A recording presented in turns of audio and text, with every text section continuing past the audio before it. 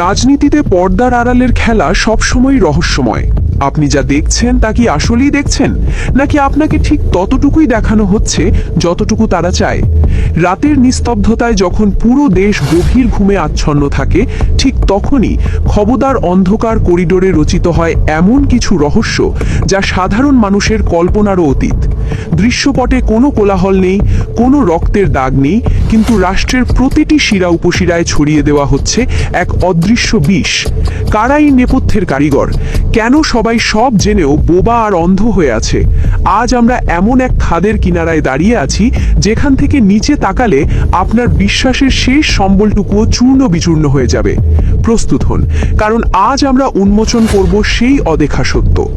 বাংলাদেশের রাজনৈতিক ইতিহাসে ক্ষমতার রদবদল কোনো নতুন অধ্যায় নয়, কিন্তু গত 30টি দিনে এই বদ্বীপ যা দেখেছে তা যে কোনো রাজনৈতিক থ্রিলারকেও হার মানাবে। একটু খেয়াল করে দেখুন আপনার চারপাশের সরকারি দপ্তরগুলোর দিকে। খুব কি অচেনা লাগছে?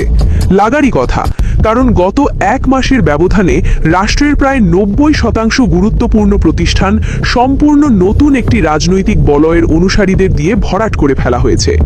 এটি কোনো জাদুর কাঠি নয়, বরং এটি একটি সুনিপুণভাবে সাজানো পর্দার আড়ালের ষড়যন্ত্র।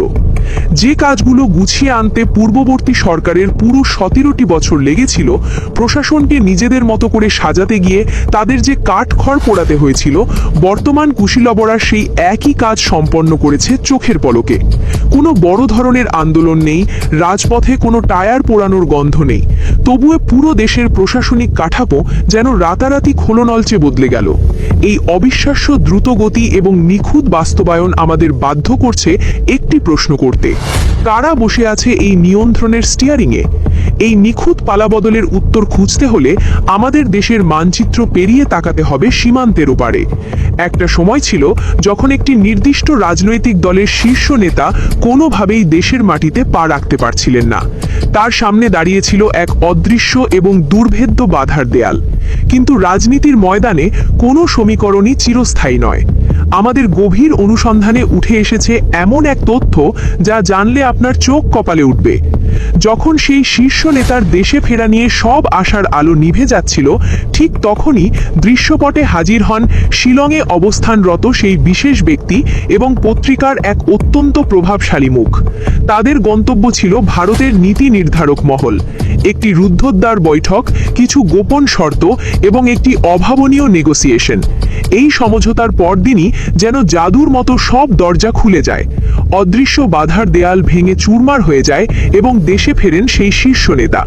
সবচেয়ে বিস্ময়কর ব্যাপার হলো, সম্প্রতি খোদ ভারতের ক্ষমতাসীন দল বিজেপির একজন নেতার ফাঁস হওয়া ভিডিওতে ঠিক এই গোপন চুক্তিরই প্রতিধ্বনি শোনা গেছে।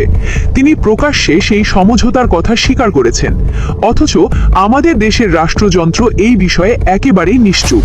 যদি এই দাবি মিথ্যাই হয়, তবে কেন কোনো তীব্র প্রতিবাদ বা আন্তর্জাতিকভাবে এর খণ্ডন করা হলো না? এই নীরবতা কি তবে কোনো বৃহত্তর চুক্তির অংশ? এই চুক্তি তো ছিল কেবল এক জাদুর চাবি, কিন্তু সেই চাবি দিয়ে যে সিন্দুকটি খোলা হয়েছে তার ভেতরের দৃশ্য দেখলে আপনার রক্তহীন করা অবস্থা হবে।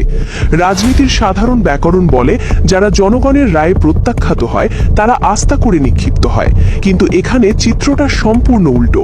আপনি কি বিশ্বাস করবেন, গত নির্বাচনে যে ব্যক্তিরা নিজ নিজ এলাকায় জনগণের ন্যূনতম আস্থা অর্জন করতে পারেনি, যারা ব্যালট বক্সের লড়াইয়ে শোচনীয়ভাবে পরাজিত হয়েছিল, আজ তারাই পুরো একটি জেলার ভাগ্য বিধাতা।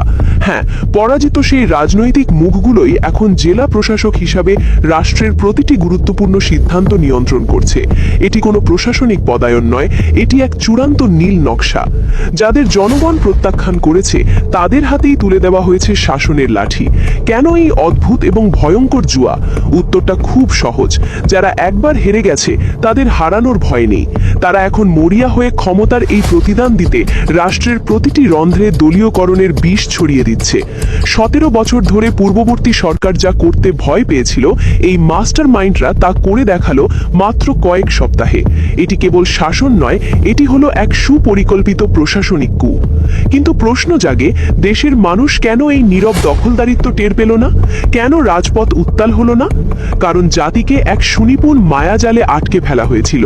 একদিকে ফ্যামিলি কার্ডের লোভনীয় টোপ দিয়ে হাজার হাজার মানুষকে লাইনে দাঁড় করিয়ে রাখা হলো, অন্যদিকে খাল খননের মতো পুরনো আমলের কিছু চটকদার কর্মসূচির মাধ্যমে তৈরি করা হলো মেকি এক উন্নয়ন আবহ। সাধারণ মানুষ যখন এই দৈনন্দিন ব্যস্ততা আর কার্ড পাওয়ার উত্তেজনায় বুঁদ ছিল, ঠিক সেই সুযোগে পর্দার আড়ালে রাষ্ট্রের কাঠামোটিই বদলে ফেলা হলো। যখন আপনি খালের মাটিতে কোদাল মারছিলেন, তখন আপনার গণতান্ত্রিক অধিকারের কফিনে শেষ পেরেকটি ঠুকে দেওয়া হচ্ছিল অতি সন্তর্পণে।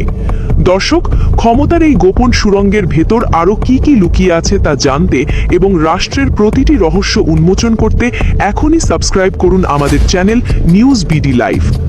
রাষ্ট্রের যখন এই ক্রান্তিকাল, তখন সাধারণ মানুষের জীবনের মূল্য ঠিক কতটুকু?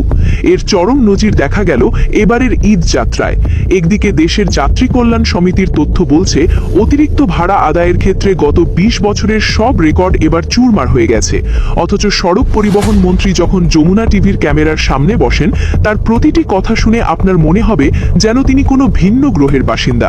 তিনি এক অদ্ভুত দম্ভের সাথে দাবি করছেন ঈদ যাত্রা নাকি সুষ্ঠু হচ্ছে। এর চেয়ে বড় পরিহাস আর কি হতে পারে? আমরা এখন এই অনুসন্ধানের চূড়ান্ত এবং সবচাইতে বিস্ফোরক পর্বে প্রবেশ করছি, যেখানে মুখোশ খুলে যাবে সেই সব দায়বদ্ধতাহীন ক্ষমতাধরদের আর উঠে আসবে রাজনীতির এক সুদূর প্রসারী দাবার চাল। আমাদের মাননীয় সড়ক পরিবহন মন্ত্রী রবিউল সাহেব হয়তো ভুলেই গেছেন যে আমরা এখন 2001 সালে বাস করছি না। এটি সোশ্যাল মিডিয়ার যুগ। প্রতিটি মানুষের হাতে এখন একটি করে ক্যামেরা, প্রতিটি নাগরিক এখন এক একজন সাংবাদিক। তিনি যখন টিভির শীতাতাপ নিয়ন্ত্রিত স্টুডিওতে বসে বুক ফুলিয়ে বলছেন ঈদ যাত্রা সুষ্ঠু হচ্ছে, তখন রাস্তার প্রতিটি মোড় থেকে ভেসে আসছে সাধারণ মানুষের আর্তনাদ। যাত্রী কল্যাণ সমিতির তথ্যকে যদি তিনি ভুয়া বলে উড়িয়েও দেন, তবে নিজের ফেসবুক নিউজ ফিডটা কি একবারও স্ক্রল করে দেখেছেন? মানুষ 17 থেকে 18 ঘন্টা বাসের ভেতর আটকে আছে। প্রতিটি টিকিটের দাম রাখা হয়েছে দ্বিগুণ 3 গুণ। অথচ এই মন্ত্রী সাহেব একবারের জন্য নিজের ব্যর্থতা স্বীকার করছেন না, বরং তিনি জনগণের ভোগান্তিকে ভিত্তিহীন গুজব বলে দাবি করছেন। এর থেকে লজ্জার আর কি হতে পারে? যখন একজন মন্ত্রী তার নিজের ব্যর্থতাকে অন্যের উপর চাপিয়ে দেন, তখন বুঝতে হবে সেই সরকারের পতনের ঘণ্টা বাজতে শুরু করেছে। মাননীয় প্রধানমন্ত্রী, আমরা আপনাকে কিছু অপ্রিয় সত্য জানাতে চাই। আপনি হয়তো কৃচ্ছ সাধনের জন্য শনিবার অফিস করছেন, আপনার অফিসের লাইট আর এসি কমিয়ে দিচ্ছেন, কিন্তু বিশ্বাস করুন, এতে দেশের সাধারণ মানুষের ভাগ্যে কোনো পরিবর্তন আসছে না। মানুষ আপনার অফিসের এসি বন্ধ হওয়া দেখতে চায় না, তারা দেখতে চায় আপনার মন্ত্রণালয়গুলো মাঠ পর্যায়ে সাধারণ মানুষের জন্য কি করছে। আপনার একজন মন্ত্রী যখন সামান্য ব্যর্থতা স্বীকার না করে উল্টো জনগণকে দোষারোপ করেন, তখন সেই ব্যর্থতার দায়ভার কিন্তু শেষ পর্যন্ত আপনার উপরই বর্তাবে। মনে রাখবেন, আপনারা জনগণের নির্বাচিত সরকার। আপনাদের অবস্থা কেন আজ একটি অন্তর্বর্তীকালীন সরকারের মতো নড়বড়ে হবে? গত বছরের সাথে এবারের ঈদ যাত্রার একটু তুলনা করে দেখুন, তাহলেই বুঝতে পারবেন আপনারা ঠিক কতটা ভয়াবহভাবে ব্যর্থ হয়েছেন। এই রবিউলের মতো দাম্ভিক মন্ত্রীরাই হয়তো আপনাদের পতনের জন্য যথেষ্ট হবে। সবশেষে একটি বড় প্রশ্ন থেকে যায়, যখন নির্বাচনের নামে ডিজিটাল ইঞ্জিনিয়ারিং হলো, যখন প্রতিটি জেলা দখল হয়ে গেল, তখন জামায়াতে ইসলামী কেন রাজপথে নামলো না? কেন তারা এই সব অন্যায় মুখ বুজে সহ্য করলো? গুঞ্জন অনেক আছে, কিন্তু আমাদের অনুসন্ধানে উঠে এসেছে এক সুদূর প্রসারী ভাবনার কথা। জামায়াত জানতো তারা যদি সেই মুহূর্তে কঠোর আন্দোলনে যেত, তবে দেশে এক চরম অরাজকতা সৃষ্টি হতো, আর সেই অস্থিরতার সুযোগ নিত বর্তমানে নিষিদ্ধ থাকা আওয়ামী লীগ। দেশকে ধ্বংসের হাত থেকে বাঁচাতে জামায়াত যে কৌশলগত নীরবতা পালন করেছে, তা কি প্রজ্ঞা নাকি অন্য কোনো চুক্তির অংশ? এই রহস্যের জট হয়তো সময়ই খুলবে। দেশের মানুষকে এত বোকা ভাবার কোনো কারণ নেই। চোখের ওপর রঙিন চশমা পরিয়ে বেশি দিন সত্যকে ঢেকে রাখা যায় না।